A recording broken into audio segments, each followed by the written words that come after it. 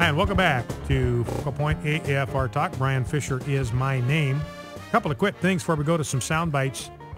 You know, we've told you repeatedly that once you break the threshold of man-woman marriage, there's no place to stop. There is no logical place to stop. And we've told you polygamy is next, and everybody says, oh, you're crazy. You're exaggerating. That'll never happen. Nobody's talking about that. Well, just as soon as you have these oral arguments on same-sex marriage before the Supreme Court, here's an article on Slate Magazine. This is one of the leading left-wing websites by Jillian Keenan. Next step, we need to legalize polygamy. No joke. And she's making a constitutional argument. You know, the Mormons tried that in the 19th century, got completely shut down. They tried to make the argument, look, we have a First Amendment right to multiple wives because that's what our religion teaches. They got nowhere. They were forced by the entire United States of America to abandon and reject polygamy as a condition of being a part of the United States of America. This is part of our history and tradition. But you've got now left-wing types out there openly advocating for polygamy. And so the next thing is going to be incest, then it's going to be pedophilia, then it's going to be bestiality. I mean, this is just the progression that is inevitable in America. Now, speaking of aberrant sexuality, here's a story. Students from Bard College were brought in to lead gender-segregated sex workshops at Linden Avenue Middle School in Red Hook. I don't know what state this is in. So this is supposed to teach 13 and 14-year-olds about sexuality. And in one of these instructional moments, the instructors picked two girls from the class at random and told them to stand in front of the entire class and engage in a lesbian kiss. They were forced to do it, didn't have a choice. Now, they did some other stuff with the guys, but, you know, the girl went home and complained, well, who's the one that's being bullied here? It's the straight girl that's getting bullied because she won't act like a lesbian when she is ordered to. Now, let's play a couple of sound bites. Here's Joe Biden yesterday from a funeral for the police officer that was shot in cold blood by these Muslims sitting in his patrol car. And we find out that they shot him because they wanted his gun. They just needed another gun, so they shot the cop because they knew he'd have one, shot him in cold blood sitting in the front seat of his cruiser, and grabbed his gun. By the way, realize that all we're going to be hearing about now from the left is that the guy was unarmed, that Dzhokhar was sitting in the boat. He was unarmed. They shot an unarmed man. They riddled that boat full of holes because he was unarmed. Well, the reason he was unarmed, they didn't know that. The reason he was unarmed, he'd had a 30-volley shootout with the cops in front of this couple's home. They got 7 bullets in their house from that shootout. I've seen the video of that. I mean, it's just amazing. It's like a movie when that gunfight breaks out. So he was participating in that gunfight, runs down the street, hides in this boat, and he dropped the gun at the site where the gunfire was exchanged. They don't know that. But all we're going to hear is they shot an unarmed man. Now, here is Biden at the funeral yesterday for that police officer, Sean Collier. And, you know, the meme that we're in, I want to set you up for this because he's perpetuating the meme that our caller at the end of the last hour, that these guys are just hijacking a religion of peace. They're just perverting a religion of peace. Islam is a wonderful religion. It's a religion of peace. It's a religion of kindness. It's a religion of compassion. And these guys have hijacked it. And this is exactly the meme that Joe Biden is trying to perpetuate at this funeral. Let's listen. Why? People say to me, for they surely know they can never defeat us. They can never overthrow us. They can never occupy us. So why? Why? Whether it's Al-Qaeda Central out of the Fatah or two twisted, perverted, cowardly knockoff jihadis here in Boston. Why do they do what they do? And I hope you caught the intro to the first hour. Jeff Reed, producer and audio engineer, does those intros for our program each day. They are, frankly, the best in conservative talk radio. You're not going to get better teasers, better intros than what you anywhere in talk radio. I don't care who you listen to. I don't care how much money they have to spend. You're not going to get better intros than what you get right here from Jeff Reed on Focal Point. Why, Joe Biden? Why? Why? But notice that he says, look, these guys were twisted. They were perverted. They were cowardly. They are knockoff jihadis. So again, what's he doing? This is a one-off. These guys weren't true Muslims. They weren't true followers of Islam. They twisted Islam. They perverted Islam. And they are knockoff jihadis.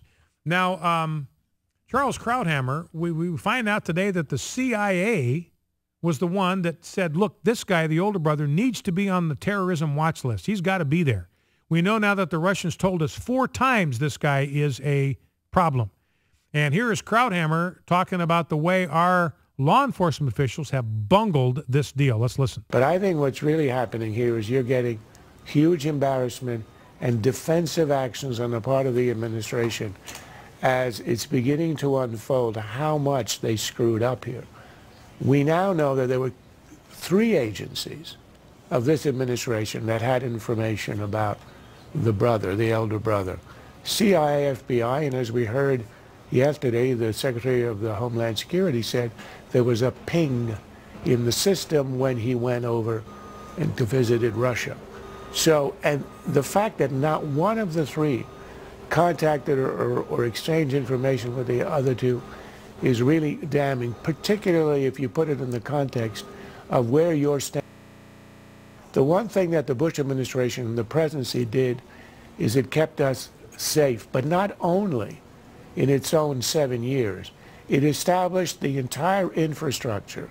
It redid the entire organization of the intelligence agencies in order to make sure that we wouldn't have a repeat of 9/11 where one agency isn't hearing what the other agency knows. And that has persisted, but it looks as if in this administration it has all fallen apart. So one of the things the Bush administration did is one of the reasons they had trouble in place under Clinton where one intelligence organization or law enforcement agency of the federal government could not talk to the others. There was like a wall between them. And Bush says, this is crazy.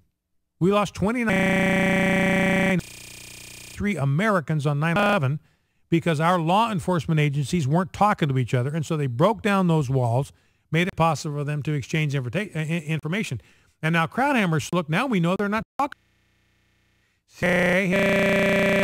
Has information. They're not exchanging this information with each other. And here's what Representative Tom Cotton does to clip 4, kind of hitchhiking on what Krauthammer had said about the way George Bush kept us safe in a way that Barack Obama is not. Let's listen. I rise today to express grave doubts about the Obama administration's counterterrorism policies and programs. Counterterrorism is often shrouded in secrecy, as it should be. So let us judge by the results. In barely 4 years in office, 5 jihadists have reached their targets in the United States under Barack Obama.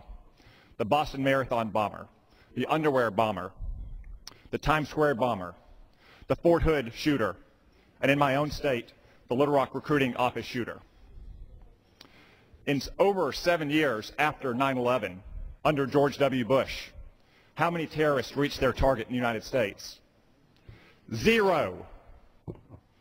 We need to ask, why is the Obama administration failing in its mission to stop terrorism before it reaches its targets in the United States? You know, that's a great question. That's the Joe Biden question. Why? Why is this happening? Why is the Obama administration failing? It's got a responsibility to protect us. It's not doing it. 5 jihadis have reached their target in the United States in 4 years of Barack Obama when 0, none, not a zip, reached their targets under 7 years of George Bush. And don't misunderstand me. George Bush was just as deceived about the true nature of Islam as our caller in the last hour was. He thought it was a religion of peace. He thought it was a great religion.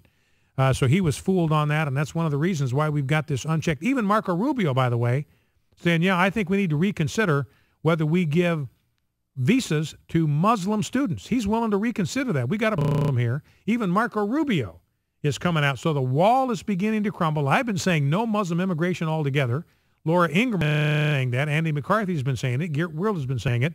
And at least now we got somebody like Marco Rubio that's saying, Bob Beckel, the Democrat, saying, we should stop giving student visas to Muslim students. And Marco Rubio saying, I'm willing to take a look at that. Now, going back to the question of what the true nature of Islam is. Robert was calling last hour, it's a religion of peace. It's just been twisted. It's been misapplied. Here is Zubeydat Sarneyeva. This is on CNN. This is the mother of the two guys that are responsible for this thing. And so you'd think that she would maybe take a different tone if this is not the true nature of Islam. Now, the audio is not great. It's coming off of a cell phone, being recorded off a cell phone as this reporter for CNN is talking to her. We may play this twice. But this is the mother of these two guys, one of whom is dead, and the other one is barely able to talk, recovering from his injuries. Let's listen. They're going to kill him? They're going to kill him. I don't care. My oldest one is killed, so I don't care. I don't care if my youngest one is going to be killed today. So I want the world to hear this. And I don't care if I am going to get killed too. Okay? And I will say, Allahu Akbar. Now I want you, if you're a mom out there, I just want to speak directly to moms. And I'm going to play this again here in a second, so recue that one, Rob. You're a mom out there. You got precious children, precious sons. You raised them from birth. You nursed them. You carried them in your womb. You gave birth to them. You've raised them. Can you, in your wildest imagination, say, hey, I don't care if he gets killed. Doesn't matter to me. I don't care. And if he does get killed, if I get killed, I'm gonna shout Allahu Akbar. So again, this is what she says. If they're going to kill him, I don't care. My oldest son is killed, so I don't care. I don't care if my youngest son is going to be killed today. I want the world to hear this, and I don't care if I'm going to get killed too, and I will say Allahu Akbar. Let's listen to it one more time. They're going to kill him? They're going to kill him. I don't care. My oldest one is killed, so I don't care. I don't care if my youngest one is going to be killed today. So I want the world to hear this. And I don't care if I am going to get killed too. Okay? And I will say Allahu Akbar. So that's the mom. I'm ready to die today for Allah. I'm ready for my son to be killed today for Allah. He gets killed for Allah. I don't care. I will say Allahu Akbar. And here's the story from Think Progress about Rubio actually contemplating the idea of not granting visas to Muslim students. That's a pretty significant development, frankly. And we'll be right back. Stay with us. Focal Point, AFR Talk.